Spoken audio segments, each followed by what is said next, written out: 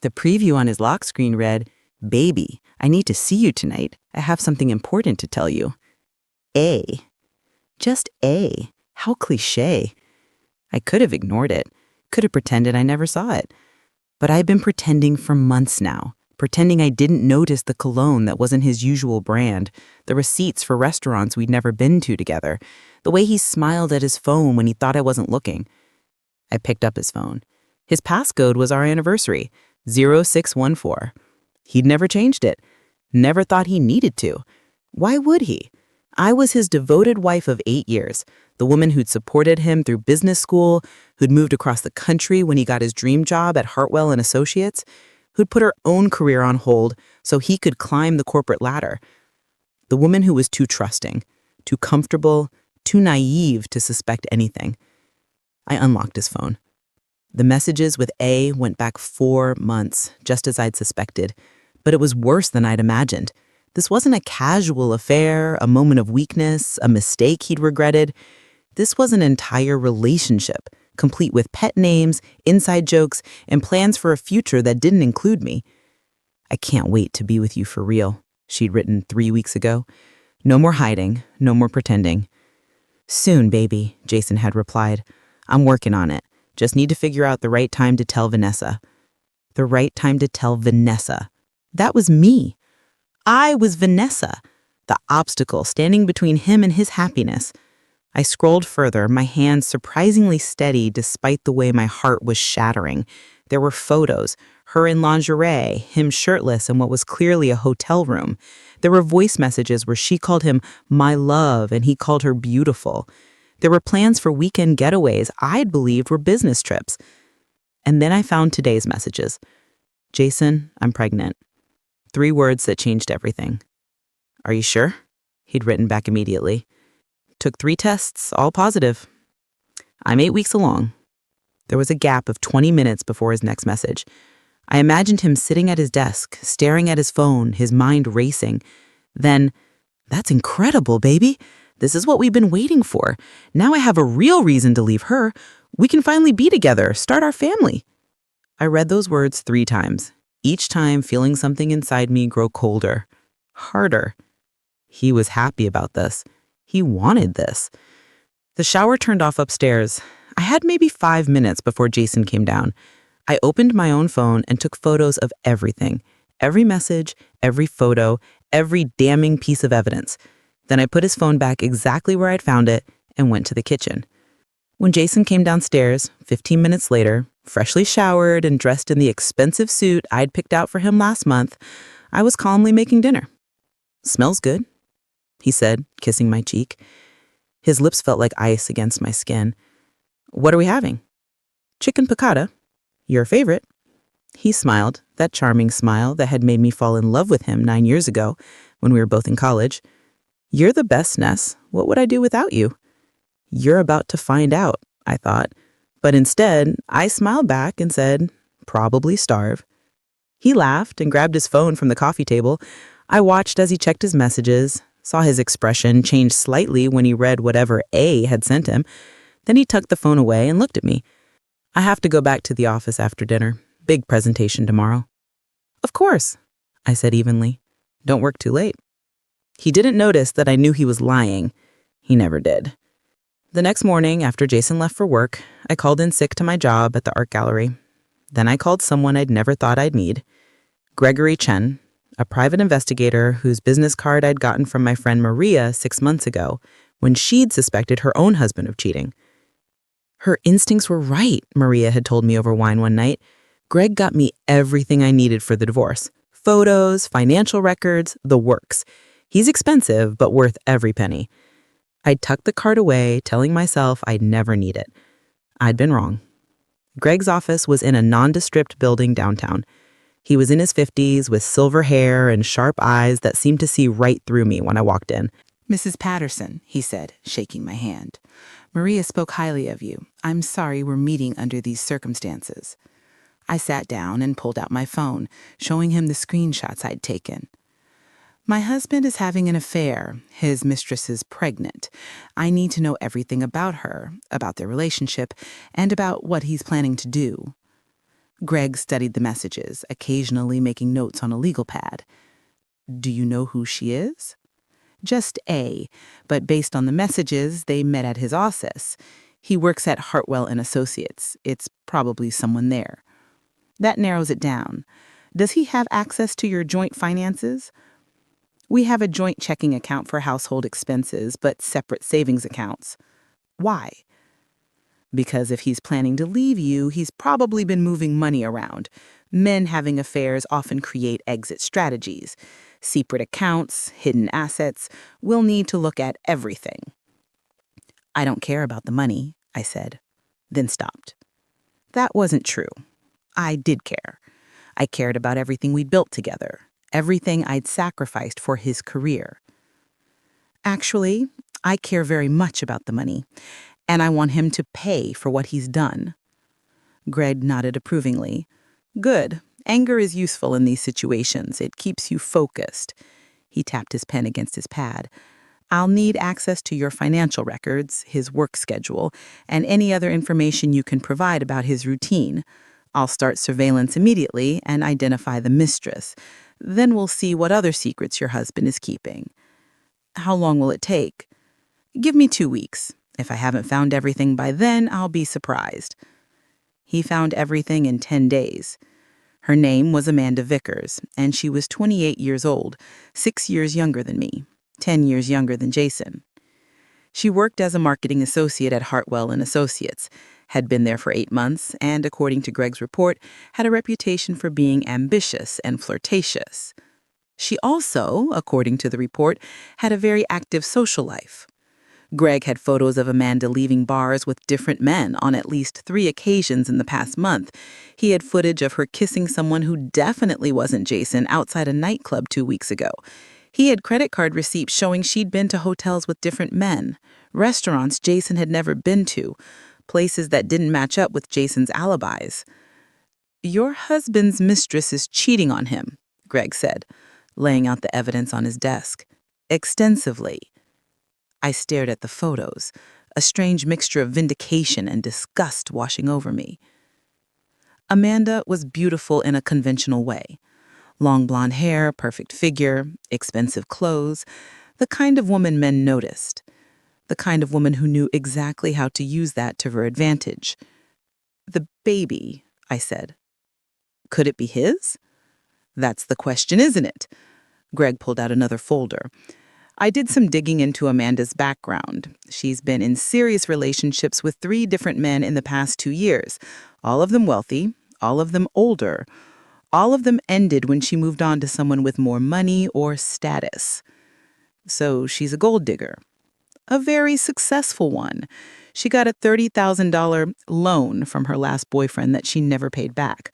Before that, she convinced another man to co-sign on her car. When they broke up, she kept the car and he stuck with the payments. And now she's pregnant, and she's convinced my husband the baby is his. It's a classic con. Get pregnant, claim it's his, let him leave his wife and commit to supporting the child. Even if he eventually finds out it's not his, by then she's got him on the hook for child support or a settlement to keep quiet. I thought about Jason's message. This is what we've been waiting for. He had no idea he was being played. Can you prove the baby isn't his? I asked. Not without a DNA test, but I can document her other relationships, show a pattern of behavior. That might be enough to make him suspicious. No, I said slowly, an idea forming. I don't want him suspicious. I want him certain. I want him to believe beyond any doubt that this baby is his, right up until the moment the truth destroys him. Greg raised an eyebrow. What are you planning, Mrs. Patterson? I'm not sure yet, but I know one thing. I'm not going to be the pathetic, blindsided wife. I'm going to control exactly how this plays out.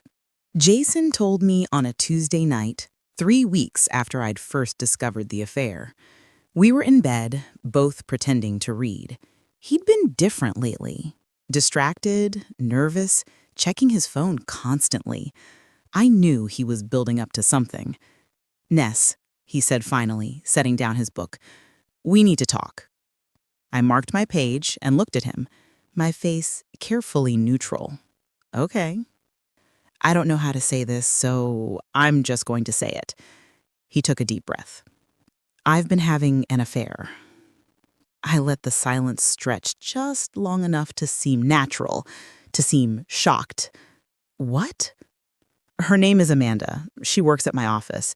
It's been going on for a few months. He wouldn't meet my eyes. I never meant for it to happen. But Ness, she's pregnant. I'd been preparing for this moment for 3 weeks, but hearing him say it out loud still felt like a punch to the gut. I forced myself to stay calm. She's pregnant, I repeated flatly.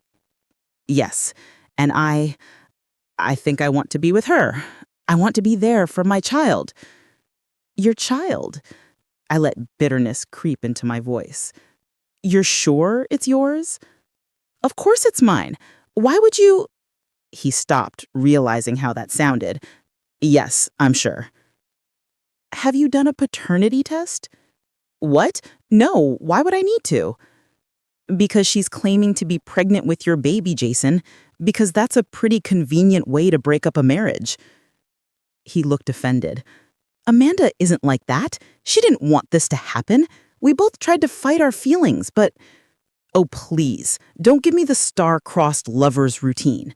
You cheated on me, you got your mistress pregnant, at least have the decency to be honest about what you've done. I am being honest. That's why I'm telling you now instead of just leaving. How noble of you. I got out of bed and started pacing. Inside, I was celebrating. He was reacting exactly as I'd hoped. Defensive, emotional, not thinking clearly. So what's your plan? You leave me, move in with her, play house with your affair baby? Don't call it that. What else would I call it? My child, he said firmly. And yes, that's the plan. I'm sorry, Vanessa. I know this isn't what you wanted, but I can't keep living a lie. The irony of that statement was almost too much. I want a DNA test. What? Before you blow up our marriage, before you leave me for her, I want proof that this baby is actually yours. For legal reasons. For the divorce. You're being paranoid. Am I? Or am I being smart? Think about it, Jason. You barely know this woman. She could be lying about anything. The timing, the paternity, all of it. If you're going to destroy our marriage over this, don't you want to be absolutely certain? He could see him wavering. Part of him wanted to argue, to defend Amanda, but another part, the logical, analytical part that had made him successful in business, was listening. Fine, he said finally. We'll do a DNA test. But when it comes back confirming I'm the father, you need to accept this and let me go. Deal, I said. When is she due? January. About 7 months. Then we wait until the baby is born and we do a proper paternity test. In the meantime, I want you out. Vanessa, you're leaving me anyway. So leave. Go be with her. But until that test proves you're the father, you don't touch our joint accounts, you don't take anything but your clothes, and you don't get to play the victim here. He stared at me like he'd never seen me before. Good. Let him be confused. Let him underestimate me. Okay, he said quietly. I'll move out tomorrow. Tonight. I want you out tonight. He left 2 hours later with a suitcase and a bewildered expression. I watched him drive away, then poured myself a glass of wine and called Greg. He took debate. Now comes the hard part. We wait. The next 7 months were the strangest of my life. Jason moved in with Amanda. Greg confirmed it within a week. They were playing house, posting carefully curated photos on social media that showed them looking happy and in love. Amanda's baby bump grew, and Jason looked more and more like a proud father-to-be. Meanwhile, I was executing my plan.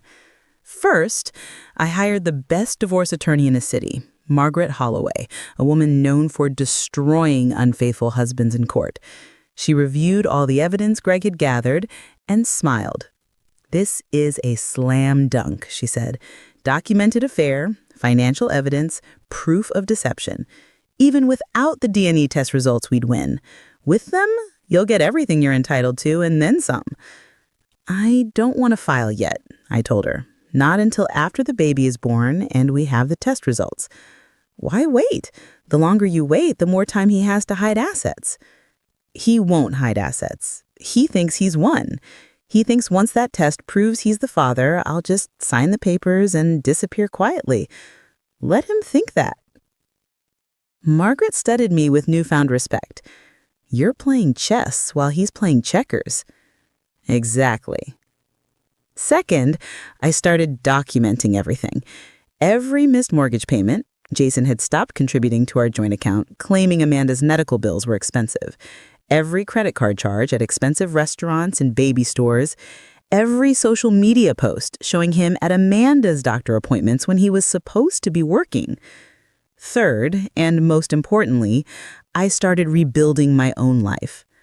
I went back to school part-time, taking art history courses I'd always wanted to take. I reconnected with friends I'd neglected during my marriage. I joined a gym, got a new haircut, updated my wardrobe, and I met someone. His name was Daniel Hartwell, and he was Jason's boss.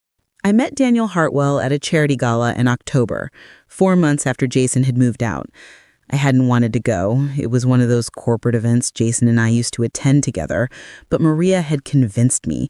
You need to get out, stop sitting at home planning your revenge, and actually live your life. So I'd bought a new dress, done my hair and makeup, and gone to the gala with Maria and her husband. I was at the bar, getting a drink, when someone said, "Vanessa Patterson?" I turned to find a man in his early 40s, tall and distinguished, with dark hair graying at the temples.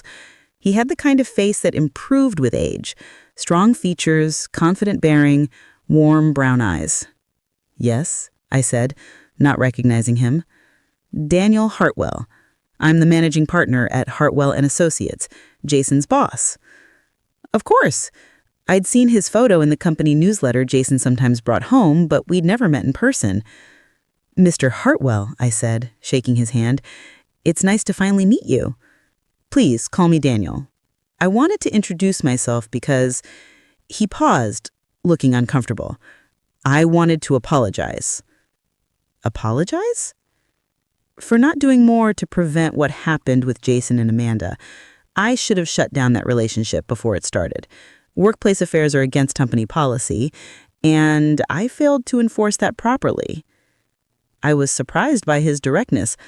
"That's not your responsibility." "Isn't it? I run the company. I'm supposed to maintain a professional environment. Instead, I enabled an affair that destroyed a marriage." He signaled the bartender. "Let me buy you a drink. It's the least I can do." We ended up talking for over an hour. Daniel was easy to talk to, intelligent, thoughtful, genuinely interested in hearing about my work at the gallery and my plans to go back to school. He didn't mention Jason, except to say that his work performance had declined significantly since he'd moved in with Amanda. "He's distracted," he said, "missing deadlines, making careless mistakes. I've had to reassign some of his major accounts." "I'm sorry to hear that," I said. "Not sorry at all." "Don't be. He made his choices." Daniel finished his drink. "Would you like to dance?" I should have said no, should have made some excuse and gone back to Maria. But something about Daniel made me feel seen in a way I hadn't felt in years.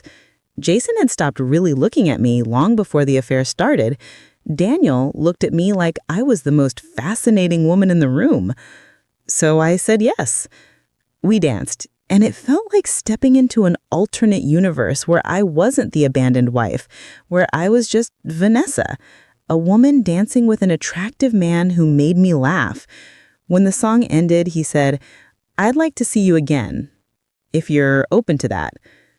"I'm still married," I said automatically. "Technically, but from what I understand, your husband left you for another woman who's having his baby. I'd say that ship has sailed." "Still, it's complicated.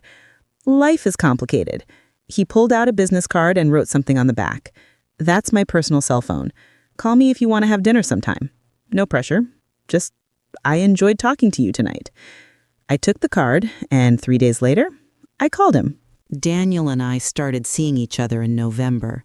We were discreet, meeting for dinners in restaurants across town, going to movies and theaters where we were unlikely to run into anyone from Jason's office. It wasn't an affair in the traditional sense, since Jason and I were separated, but it felt deliciously forbidden anyway. Daniel was everything Jason wasn't. Attentive, thoughtful, genuinely interested in my opinions and dreams. He didn't talk about work constantly or check his phone during dinner. He asked about my classes, remembered details from previous conversations, made me feel valued. He was also honest about his past. He'd been divorced for 5 years, had 2 teenage children who lived with their mother in Boston. The divorce had been amicable. They'd simply grown apart and had the maturity to end things before it turned ugly. I don't understand affairs, he told me one night over dinner. If you're unhappy in your marriage, leave. Don't sneak around. Don't lie. Just be honest and end it properly. Jason didn't see it that way, I said. Jason is an idiot. He reached across the table and took my hand. I'm sorry. I know he's your husband and I shouldn't. Don't apologize. You're right. He is an idiot. We laughed and something shifted between us. The pretense that this was just casual, just friendly, fell away. This was becoming something real.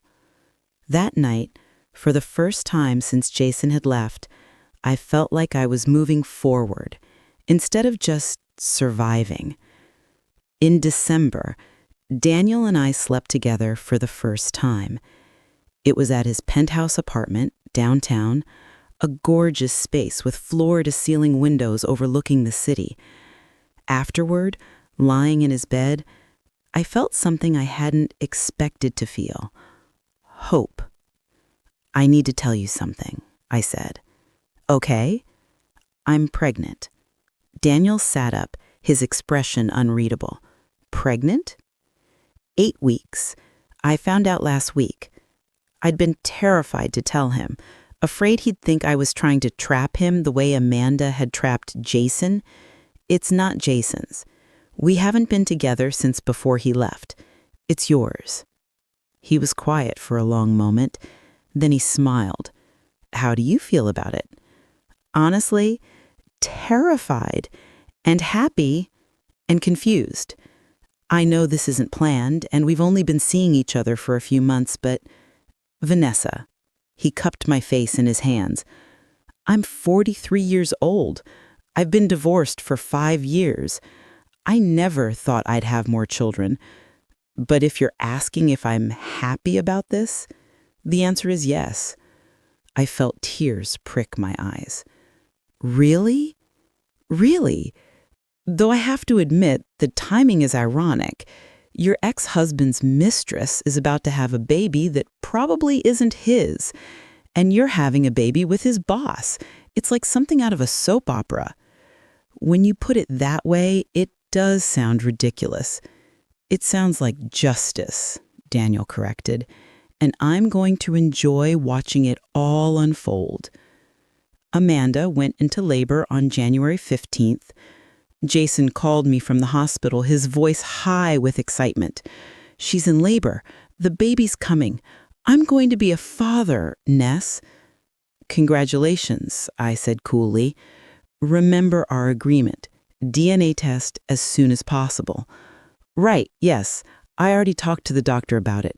We can do it before we even leave the hospital. Good. Let me know the results. He called me 12 hours later. It's a boy. 7 pounds, 4 ounces. He's perfect, Vanessa. Absolutely perfect. I'm happy for you. Did you do the test? A pause. Yes. They took samples from all 3 of us. We'll have results in a few days. Call me when you get them. I hung up and turned to Daniel, who was reading on the couch in my living room. We'd been spending more time at my place lately. It felt right, reclaiming this space with someone new. He sounds happy, Daniel observed. He won't be for long. The call came 3 days later. I was at the gallery when my phone rang. Jason's name on the screen. I stepped into the back office and answered. Vanessa. His voice was hollow, broken. We need to talk. Did you get the results? Yes. And? It's not mine. The words came out strangled. The baby isn't mine. There's 0% chance I'm the father. I let the silence stretch, savoring it. I'm sorry, Jason, I said. You're sorry? That's all you have to say? What do you want me to say? I told you to get the test. You were so sure it was yours. She lied to me. She's been lying to me this whole time. I left you. I left our marriage for a child that isn't even mine. That's unfortunate. Unfortunate, his voice rose. Vanessa, my entire life has fallen apart. No, Jason, you tore your life apart. You made the choice to cheat, to leave, to believe Amanda without question. This isn't happening to you. You did this to yourself. I made a mistake. I see that now. But we can fix this, can't we? You and me? We can work through this. Work through this? I laughed, a cold sound that surprised even me. You want to come back? Yes, I want to come home. I want my wife back. I'll do anything, Ness. Counseling, whatever you want. Just give me another chance. This was the moment I'd been waiting for. The moment when he realized what he'd lost. The moment when he came crawling back, desperate and broken. And it felt even better than I'd imagined. No, I said simply. What? No, Jason, I don't want you back. In fact, I'm filing for divorce. You'll be served papers next week. You can't be serious. I'm completely serious. You left me for another woman. You were going to start a family with her. The only reason you want to come back now is because that fell apart. I'm not your backup plan. Vanessa, please, I love you. I made a terrible mistake, but I still love you. No, you don't. You love the idea of not being alone. You love having someone to take care of you, but you don't love me. If you loved me, you wouldn't have done what you did. I'll fight the divorce. I won't let you. You'll sign the papers, I interrupted, because if you don't, I'll release all the evidence I have of your affair, every text message, every photo, every receipt. I'll make sure everyone at your office knows exactly what kind of man you are, and I'll sue Amanda for alienation of affection. I have enough documentation to destroy both of you in court. He was silent. Oh, and Jason, one more thing. I'm pregnant too. What? I'm 12 weeks pregnant. And unlike Amanda's baby, this one actually belongs to the father, the man I've been seeing since October, the man who treats me with respect and actually wants to be with me. You've been cheating on me? He sounded genuinely shocked. We were separated, Jason, remember? So no, I wasn't cheating. I was moving on, something you should probably start figuring out how to do. Who is he? His voice was sharp now. Who's the father? You'll find out soon enough. My lawyer will be in touch about the divorce settlement. Goodbye, Jason. I hung up before he could respond. The divorce papers were delivered to Jason at work the following Monday. According to Daniel, who witnessed it, Jason opened the envelope at his desk, went pale, and immediately left the building. He called me 17 times that day. I didn't answer any of them.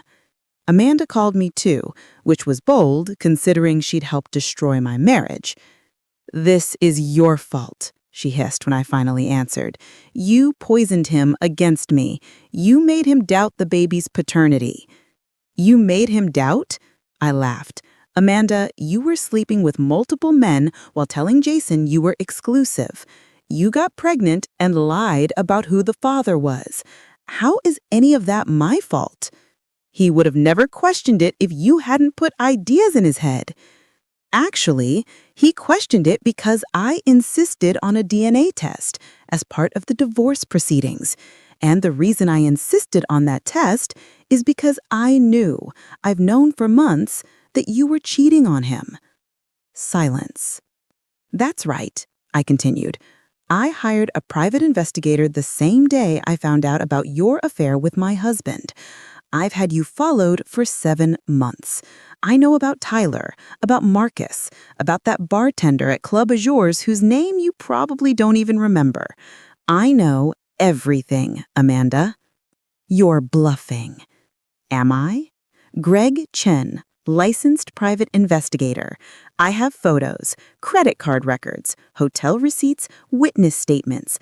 I have enough evidence to prove you were having sexual relationships with at least 3 other men during the time you claim to have been exclusive with Jason.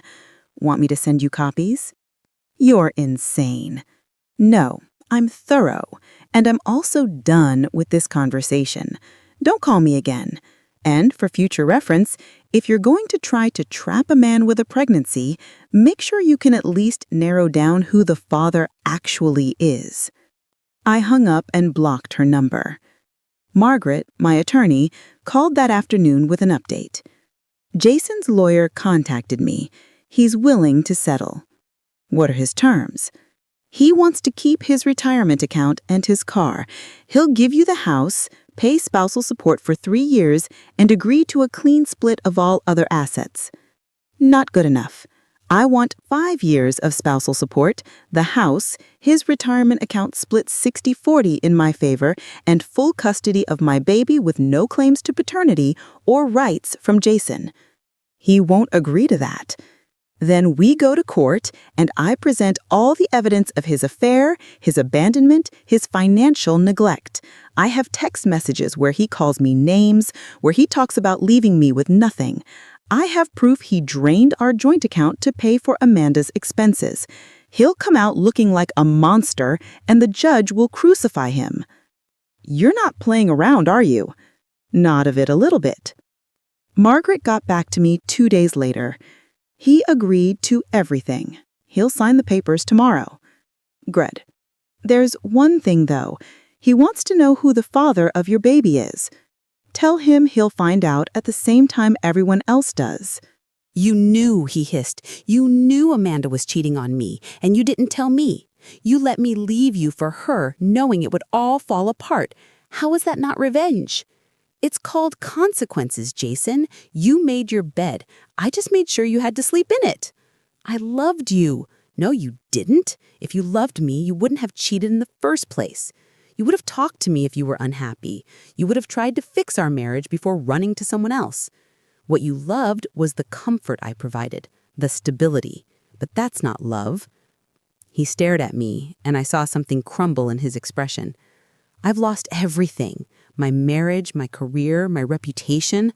I'm living in a studio apartment and working part-time at a gym because it's the only place that would hire me. Meanwhile, you're playing happy families with my former boss? Former being the operative word. You quit, remember? Daniel didn't fire you. He made it impossible for me to stay. No, Jason, you made it impossible for you to stay. Your poor performance, your mistakes, your inability to separate your personal life from your professional life, that's what made it impossible. Stop blaming everyone else for your problems. I hate you, he said quietly. I don't care. And I realized it was true. Jason, I spent 8 years of my life with you. I supported you, loved you, built a home with you. And you threw it away for a woman who was using you. That's on you. What happens to you now is also on you. I'm done carrying any guilt or responsibility for your choices. I moved past him, continuing my shopping. He didn't follow. When I got home, Daniel was in the living room with Sophia, reading her a book she was too young to understand. He looked up when I came in, immediately reading something in my expression. What happened? I ran into Jason at the store. How did that go? He's angry, bitter, blames me for everything that's happened to him. Are you okay? I set down the groceries and joined them on the couch, taking Sophia into my arms. She cooed and grabbed at my hair, her tiny fingers surprisingly strong. I'm perfect, I said. I don't care about Jason anymore. He's a stranger to me now, someone I used to know who made bad choices. That's all. Daniel kissed my temple. Good. He doesn't deserve your energy. No, he doesn't. By the time Sophia was 9 months old, my life had settled into a comfortable rhythm. I'd gone back to work part-time at the gallery, Daniel's mother coming to stay with us to help with childcare. My art history courses were going well, and I was considering applying for a master's program. Daniel and I had talked about getting married, but we weren't rushing.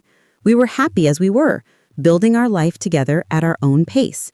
There was no urgency, no pressure, just two people who loved each other and their daughter, taking things day by day. I heard about Jason occasionally, usually through mutual acquaintances.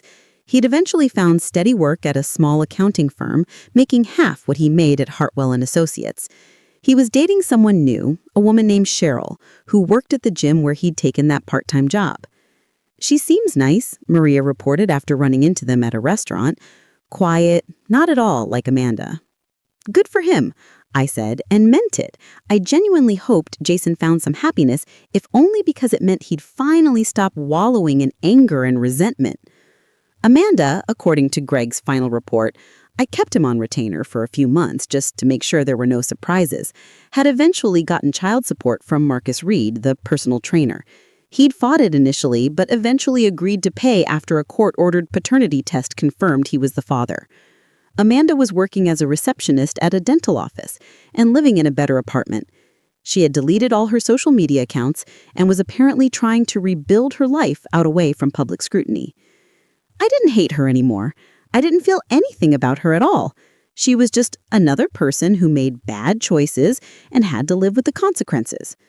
The real surprise came in December, during Hartwell and Associates' holiday party. I have something to tell you, Daniel said as we were getting ready for the event. Sophia was with his mother for the evening, giving us a rare date night. What's that? Jason applied for a job at the firm. I stopped adjusting my earring and turned to face him. What? He applied for a junior associate position, sent his resume through the regular channels. He probably didn't realize it would come across my desk. What did you do? I rejected it. He straightened his tie, watching my reaction. Is that wrong? Should I have considered it? No, that would be beyond awkward for everyone. That's what I thought. But I wanted to make sure you were okay with the decision. I crossed to him and wrapped my arms around his waist. I am okay with it. Jason's career is his problem to figure out. We're not responsible for him anymore. You're sure? Because I don't want you to think I'm being vindictive. You're protecting your firm and your family. There's nothing vindictive about that. Besides, can you imagine how uncomfortable it would be for everyone if you worked there again? Extremely uncomfortable. He kissed me. Have I mentioned lately how much I love you? Not in the last hour. You're slacking. He laughed and we finished getting ready. The party was at the same hotel where Daniel had announced our relationship the previous year. Walking in, I thought about how much it changed in 12 months. Last year, I'd been newly separated, still raw from Jason's betrayal, just beginning my relationship with Daniel. This year, we had a daughter, a home together, a life we'd built from the ashes of my previous marriage. Sarah Mitchell cornered me near the bar, champagne in hand. Vanessa, you look amazing. How's Sophia? Growing too fast. She's pulling herself up on furniture now. Daniel thinks she'll be walking by her first birthday. They always do that. Grow up too fast. She took a sip of her champagne. I heard Jason tried to apply here. News traveled fast. He did. Daniel rejected the application. Good. That would have been a disaster. Though I have to say, I admire the man's audacity. It takes guts to apply to work for your ex-wife's partner after everything that happened. Or desperation. Probably both. She smiled. You know, When you and Daniel first got together, some people thought it was scandalous, the boss dating his ex-wife's partner. But you two proved everyone wrong. You're good together. He's different with you, happier, more relaxed. He makes me happy too. That's all that matters in the end, isn't it? Finding someone who makes you happy, who treats you well. Everything else is just noise.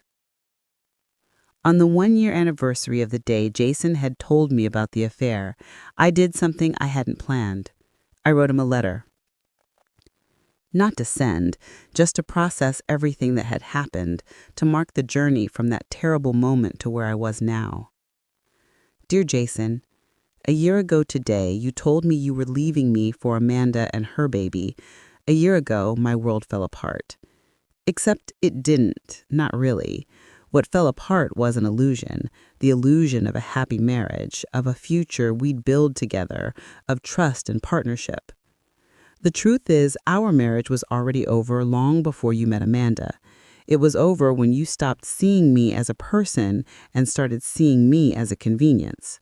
When you stopped asking about my dreams and started assuming I existed to support yours. When you decided your happiness mattered more than your vows. I was angry for a long time, hurt, betrayed. I wanted you to suffer the way I suffered. And you did suffer.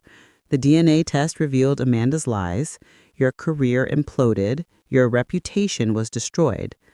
I'd be lying if I said I didn't enjoy watching it happen. But something funny happened along the way.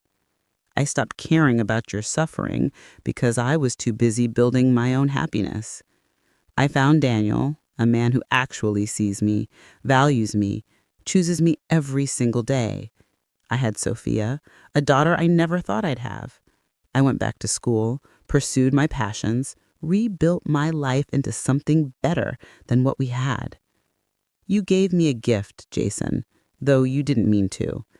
You showed me what I didn't want, what I wouldn't accept anymore. You forced me to stand up for myself, to demand better, to believe I deserved more. So in a strange way, thank you.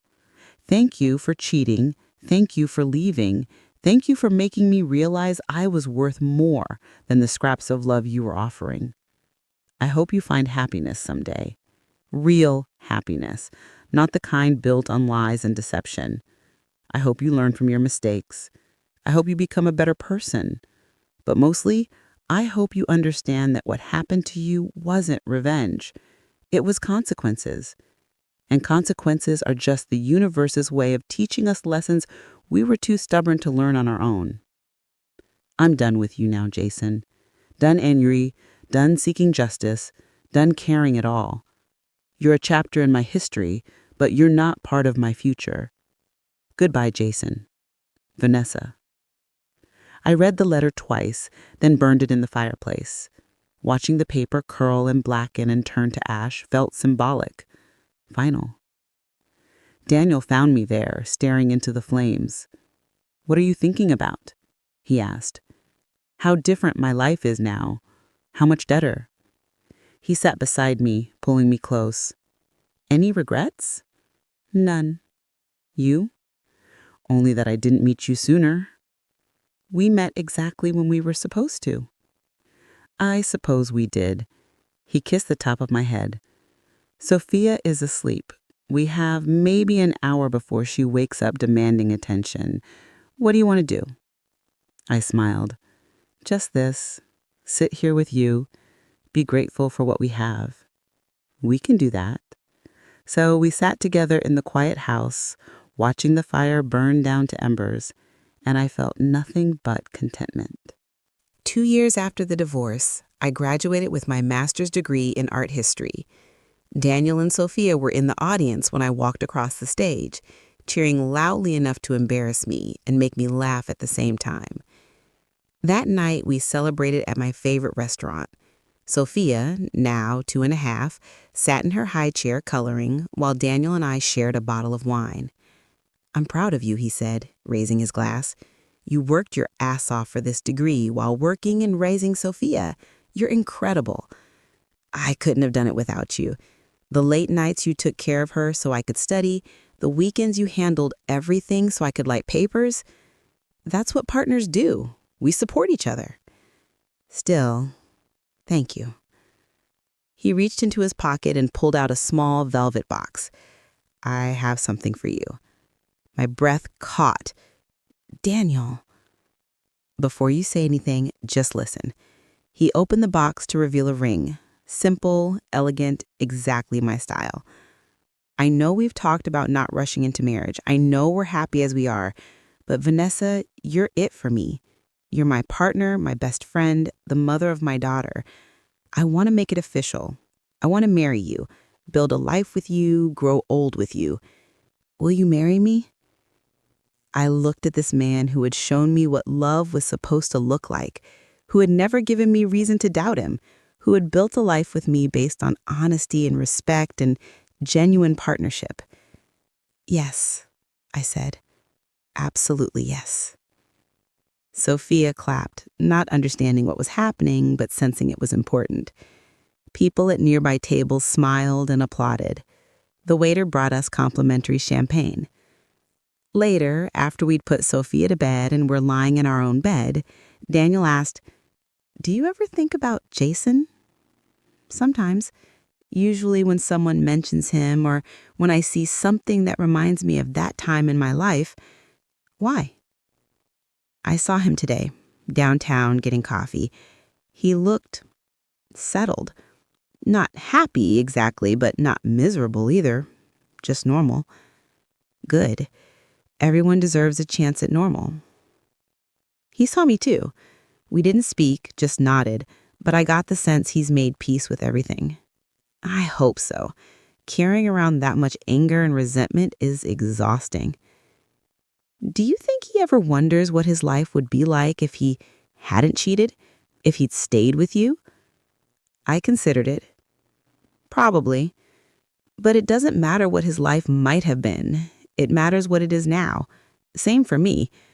I don't wonder about what my life would be like if Jason hadn't cheated, because I love the life I have now, every single piece of it. Even the messy parts, the 2 a.m. diaper changes and the tantrums and the chaos. Especially those parts. That's real life, Daniel.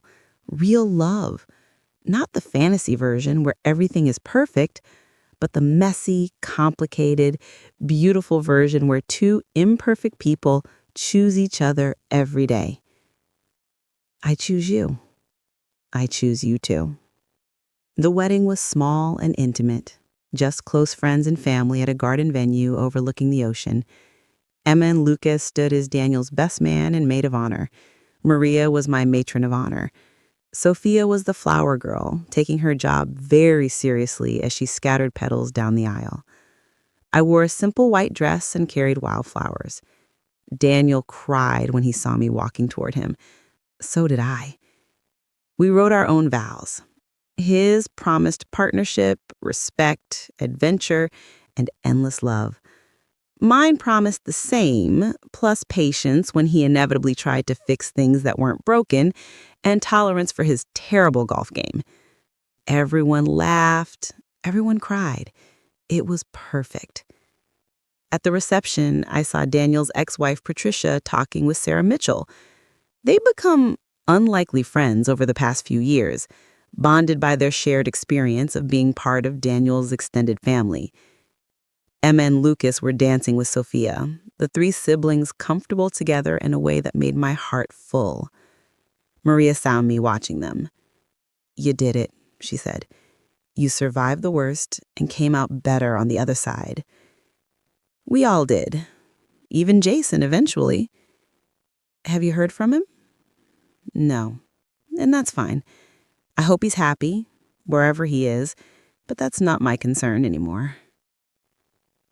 "Do you think he ever regrets what he did?" I thought about it. Probably, but regret doesn't change anything. All we can do is learn from our mistakes and try to do better next time. Wise words from a woman who's been through hell and back. I didn't go back. I went forward. That's the key. Later, during our first dance, Daniel whispered in my ear, Thank you. For what? For taking a chance on me. For building this life with me. For giving me Sophia. For everything. Thank you for showing me what love really looks like. We danced, surrounded by people who loved us, in a life we'd built together from the ruins of my first marriage. And I realized that Jason's betrayal, as painful as it had been necessary. It had broken me down so I could be rebuilt into someone stronger, someone who knew her worth, someone who wouldn't settle for less than she deserved. The DNA test that destroyed Jason's relationship with Amanda hadn't just exposed her lies. It had been the catalyst for me to claim my own truth, that I deserved better, that I was worth fighting for, that my happiness mattered just as much as anyone else's. And now, 3 years later, I had everything I'd ever wanted and things I'd never known to hope for. A partner who truly saw me, a daughter who filled my days with joy, a career I was passionate about, a family built on choice and love instead of obligation. Jason had given me the gift of his betrayal, though he'd never meant to. He'd set me free to find my real life, my real love, my real self. And for that, despite everything, I was grateful. As Daniel and I swayed together on the dance floor, Sophia watching us with wide eyes from Emma's lap, I felt something settle deep in my soul. Contentment, peace, joy. This was my happy ending, but more than that, it was my new beginning. And it was absolutely perfect. 6 months later, Maria forwarded me a wedding announcement she'd seen online. Jason had married Cheryl, the woman from the gym. They looked happy in the photo, genuinely happy, not the forced happiness of people pretending for social media. I showed it to Daniel. Good for him, he said. Yeah, I agreed. Good for him. And I meant it, because I'd learned something important through this whole experience. The opposite of love isn't hate, it's indifference. And I was finally completely indifferent to Jason and whatever life he was building. I had my own life to live, my own happiness to nurture, my own family to love. And that was more than enough.